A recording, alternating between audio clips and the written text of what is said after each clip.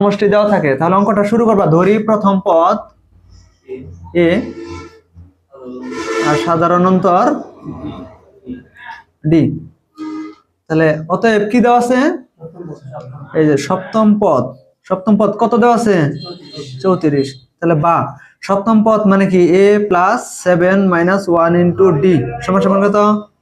34। তাহলে অতএব a plus 6d সমান সমান 34। এটা হলো 1 নং। এবং আর একটা কয়তম পদ দেওয়া আছে? 13। তাহলে লিখলাম 13তম পদ সমান সমান কত? 64। তাহলে বা 13তম পদ তাহলে a plus 13 minus 1 into D সমান সমান 64। তাহলে অতএব a প্লাস 12d সমান সমান কত? এটা 2 নং। এখন আমরা যে এই জায়গায় একটা সূত্র বসাইছি সপ্তম পদ, আমাদের মেন nতম পদের সূত্রটা কি?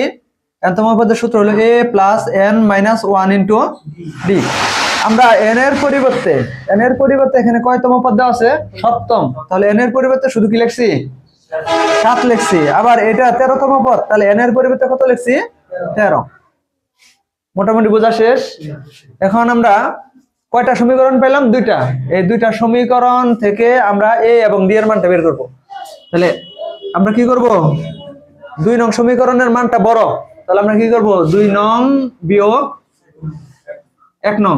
তাহলে a প্লাস 12d সমান সমান 64। আবার 1 নং কি আছে? a প্লাস 6d সমান সমান 34। আমরা যদি বিয়োগ করি চিহ্ন পরিবর্তন করবা, এখানে মাইনাস, এখানে মাইনাস, আর এখানে কি মাইনাস। তাহলে a আর a কাটা, 12 থেকে 6 যদি বাদ দেই 6d, আর যদি 64 থেকে 34 বাদ দেই কত হয়? তাহলে d সমান সমান 30 ভাগ 6। তাহলে অতএব d সমান সমান কত? 5। এখন d এর মান 1 নং এ বসাই। 1 নং সমীকরণটা হলো a প্লাস 6d সমান সমান 34 বা a প্লাস 6 ইন্টু d এর মান কত? 5।